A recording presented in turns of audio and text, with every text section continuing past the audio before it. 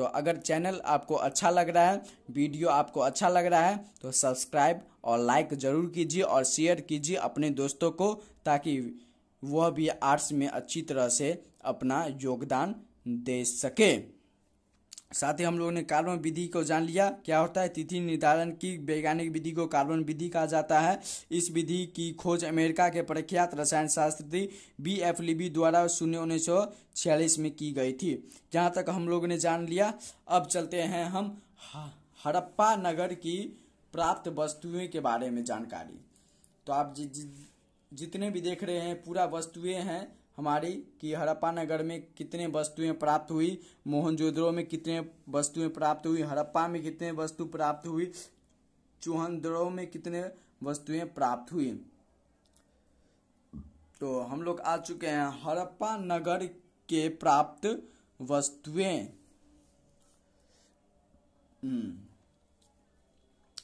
तो स्टार्ट करते हैं हम अपना सेकेंड पार्ट।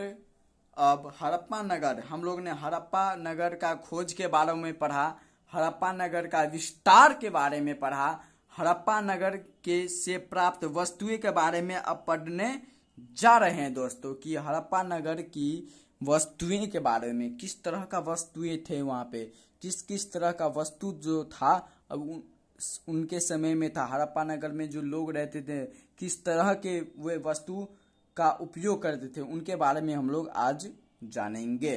चलिए हम लोग जानते हैं हड़प्पा नगर, हमारा जो पहले हेडलाइन है हड़प्पा नगरों से प्राप्त वस्तुएं। तो ये जो मोहनजोदड़ो, हड़प्पा, चूहनदड़ो, लोथल, कलिंगबाग, अब जितने भी आप लोग देख रहे हैं कलिंगबाग, जैसे कि आपको मैंने बताया, बनवाली, ये सब जो है सिंधु नदी के, सिंधु सभ्यता के जो थे ये आपके नगर हैं।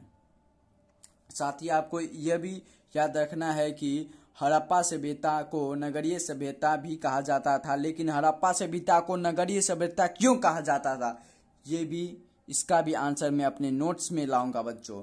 अब पूरा फुल डिटेल में आपको नोट्स बताऊंगा कि किस तरह से आपको क्या नोट्स में लिखना है, और साथ ही PDF भी आपको मैं अवेलेबल करवाऊंगा अपने ही इसी चैनल पे फ्री ऑफ कॉस्ट। फ्री में आप लोग पढ़िए, फ्री में टॉप करके अपने माँ बाप का सम्मान बढ़ाइए, ताकि आप लोग को गर्व हो कि मैं भी आर्ट्स में बढ़िया स्कोर कर सकता हूँ। तो स्टार्ट करते हैं हम अपना मोहनजोदड़ो से कि मोहनजोदड़ो का शब्द क्या होता है। तो स्टार्ट करते हैं पहले मोहनजोदड़ो होता क्या है। देखिए, मोहनजोदड़ो सिंधी भाषा का शब्द है जिसका अर्थ है मृतकों का टीला। मोहनजोदड़ो के आसपास की भूमि बड़ी उपजाऊ थी, इसे सिंध का बाग कहा जाता था। सॉरी बच्चों, सर्दी का समय है तो खांसी तो जायज़ हो ही सकता है, किसी को भी आदमी को, नॉर्मल आदमी को भी हो सकता है।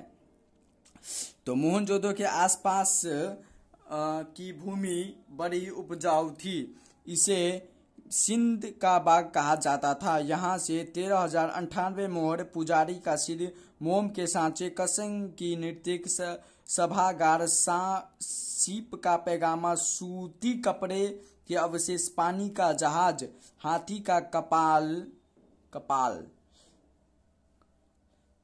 गाड़ियों के पहिए, दाढ़ी वाले मनुष्य की प्रतिमा, पशुपात की मुद्रा आदि प्राप्त हुई। देखिए यहाँ पे मोहनजोदड़ो, अगर आपको मोहनजोदड़ो के बारे में पूछा जाए तो आप किस तरह से लिखिएगा कि मोहनजोदड़ो सिंधी भाषा का शब्द है जिसका अर्थ होता है मृतकों का टीला। यहाँ पे भी ऑब्जेक्टिव बन रहा है दोस्तों, ऑब्जेक्टिव मारिए, ऑब्जेक्टिव, पूरा ऑब्जेक्टिव आपको फुल डिटेल ऑब्जेक्टिव में बताऊंगा। देखिए यहाँ पे मोहनजोदड़ो सिंधी भाषा का शब्द है, यहाँ पे पहला ऑब्जेक्टिव बन गया कि मोहनजोदड़ो जो है वो कौन से भाषा का शब्द है। तो आप लोग लिखिएगा मोहनजोदड़ो सिंधी भाषा का शब्द है जिसका अर्थ होता है मृतकों का टीला। मोहनजोदड़ो के आसपास की भूमि बड़ी उपजाऊ थी, इसे सिंधी भाषा का शब्द बाग कहा जाता है। यहाँ पे अगर पूछा जाए कि मोहनजोदड़ो का अर्थ क्या होता है तो यहाँ पर लिखिएगा मृतकों का टीला जो है मोहनजोदड़ो का अर्थ होता है दोस्तों। साथ ही यहाँ के आसपास की भूमि बड़ी उपजाऊ थी, इसे सिंध का बाग कहा जाता था। अब हम जानते हैं कि मोहनजोदड़ो से कौन कौन से वस्तुएं प्राप्त हुई। तो पहला हमारे यहाँ से 1398 मोहरें प्राप्त हुई। उतना का तो नाम हम बुक में लिख नहीं सकते हैं, आपको याद भी नहीं होगा। जो महत्वपूर्ण वस्तुएं थे उनके बारे में आपको मैं पढ़ाऊंगा और किताब में महत्वपूर्ण वस्तुएं के बारे में ही दिया गया है। लेकिन आपको अगर पूछा जाए कि मोहनजोदड़ो ने कितने वस्तुएं और मोहरें प्राप्त हुई, तो 1398 वस्तुएं प्राप्त हुई मोहनजोदड़ो से, ये आपको लिखना है। साथ ही हम जानते हैं कि मोहनजोदड़ो में कौन कौन सा वस्तुएं प्राप्त हुई। तो पुजारी का सिर, मोम के सांचे, कसंग की नृत्यक सभागार, सीप का पैमाना, सूती कपड़े के अवशेष, पानी का जहाज, हाथी का कपाल, गाड़ी के पहिए, दाढ़ी वाले मनुष्य की प्रतिमा, पशुपति की मुद्रा आदि वस्तुएं प्राप्त हुई। सॉरी दोस्तों। तो यहाँ पे हम लोग ने मोहनजोदड़ो के बारे में बिल्कुल डिटेल से पढ़ लिया। अब चलते हैं हमारे हड़प्पा नगर के बारे में हम लोग जानेंगे। देखिए दोस्तों, हड़प्पा नगर के विस्तार के बारे में जान लेंगे, हड़प्पा नगर का खोज के बारे में हम जान लिए हैं। और साथ ही हड़प्पा जो अब उसमें कौन कौन से वस्तुएं, ये तो हमको नहीं पता चला, तो यही हम लोग यहाँ पे पढ़ेंगे कि हड़प्पा नगर में कौन कौन से वस्तुएं प्राप्त हुई।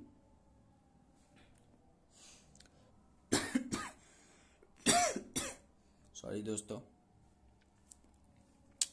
तो यहाँ से स्त्रियों की लघु मूर्तियाँ, स्त्री की मूर्ति जिसके गर्भ में से पौधा निकलता हुआ दिखता है, पत्थर के शीशन व योनि, ठोस पहिए वाली गाड़ी, प्रसाधन, मंजूमा, RH-37 कब्रिस्तान, लकड़ी का हल, लेख युग बर्तन, गेहूं की भूसी, मटर व तिल की खेती के प्रमाण एवं खरगोश के चित्र मुद्राएं मिलती है। क्या हो गया दोस्तों? खांसी तो सुबह मतलब जैसे जो 3 बजे उठते हैं उनके लिए तो खांसी जायज़ है, क्योंकि ठंडी में NCC कैडेट जो होते हैं वो आपको ठंड में दौड़ना पड़ता है उनको, इसलिए थोड़ा सर्दी का शिकायत है मुझे। तो अभी मैं आप लोगों के लिए मेहनत कर रहा हूँ, अब वीडियो बना रहा हूँ ताकि आप लोग 2023 में बिल्कुल ही अच्छी तरीके से टॉप करना है आप लोगों को। कमेंट में ज़रूर कीजिएगा कि आपको वीडियो कैसा लगा, कमेंट में आप लोग ज़रूर लिखिएगा अच्छी तरह से दोस्तों। तो यहाँ से हम लोग देखिए, यहाँ पे हड़प्पा मोहनजोदड़ो के बारे में हम लोग विस्तार से नहीं पढ़े थे, ये तो आपको पढ़ा था। मोहनजोदड़ो के विस्तार से बारे में नहीं पढ़े थे, इसलिए मोहनजोदड़ो का विस्तार के बारे में हम लोग यहाँ पे पढ़ लिए। हड़प्पा नगर के बारे में हम लोग ने तो पढ़ लिया है कि हड़प्पा नगर क्या होता है, खोज क्या होता है, विस्तार क्या होता है, उसके बारे में तो पढ़ लिया। अब हड़प्पा नगर की वस्तुएं के बारे में हम लोग पढ़ते हैं।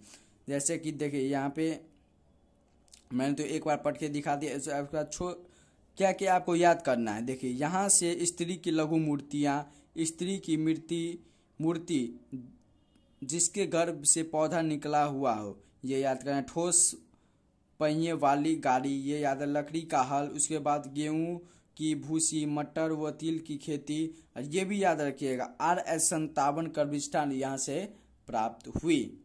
तो हड़प्पा के बारे में हम मोहनजोदड़ो के बारे में जान चुके हैं, हड़प्पा के बारे में जान लिए क्या क्या मिले। अब चूहनदरो के बारे में जान लेते हैं कि ये क्या होता है। देखिए यहाँ से मनके बनाने का कारखाना, अलंकृत हाथी, श्मशान, पीतल की बत्तख, लिपस्टिक, तराजू एवं बैलगाड़ी आदि मिले। यहाँ मोहनजोदड़ो में 1228 किलोमीटर दूर स्थित है चूहनदरो। यहाँ से मनके बनाने का कारखाना, आपको ये याद रखना है। अलंकृत